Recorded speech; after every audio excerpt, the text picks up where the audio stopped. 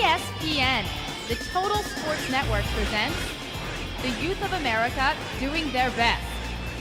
This is Scholastic Sports America. SSA is brought to you by McDonald's. Have you had your break today? And by Coca-Cola Classic. Always the real thing, always Coca-Cola. Hey there, everybody. Welcome to Scholastic Sports America. Melissa Stark here in a very windy Norfolk, Virginia. We're down by the waterfront right now, but we go 10 miles from here for our first story to Hampton, Virginia. It's a story about a unique young man with, of course, a lot of athletic talent, but at age 17, mature beyond his years after facing one of the most difficult challenges that life has to offer. He was coming home after a summer league basketball game, him and his best friend. He was on his way to his house, and the cars rolled around him about 2 or 3 times. And the last time they got out, they attempted to rob him. And he only had, a couple pocket change. And I guess they thought he was trying to get something, so they shot him in the head, and he died the next day. Well, it was like the brother I never had. He told me the traits of the game. He told me everything, how to play basketball, play football with me, talk to me when I had problems. I could always depend on him. Jamel Dennis was 16 years old. He was a high school football star. He was a son. He was shot in the head and died for the 41 cents in his pocket. He was Ronald Curry's cousin and his best friend.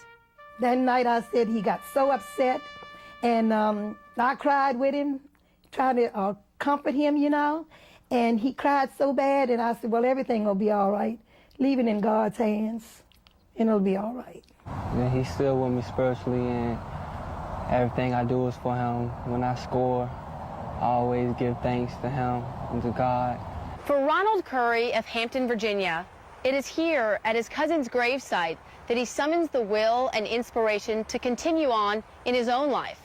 Jamel was not just a close relative of Ronald's, but actually the older brother he never had. And now Ronald plays football in his honor and has become arguably the best junior quarterback in the nation.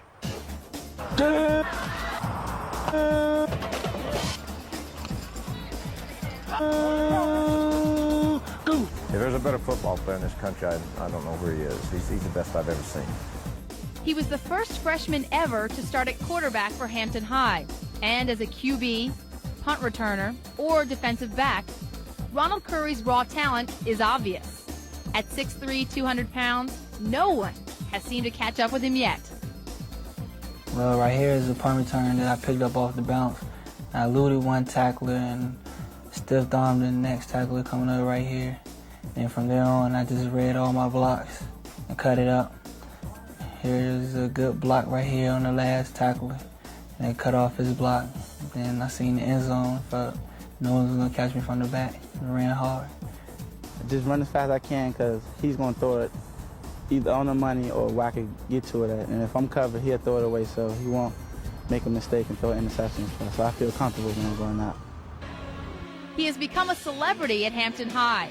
After his first 2 years as a crabber, the reviews were unanimous. A star was born. One opposing coach said, quote, he was the best freshman I've ever seen. Another rival coach added in this August 1995 article from the Hampton Daily Press, quote, he has great natural instincts and understands the game awfully well. He's very perceptive and sees a lot of things on plays that he can come back to later in the game. And finally, another Virginia high school football critic commented on the Crabbers' chances in 1996. Quote, I don't care how many starters Hampton lost.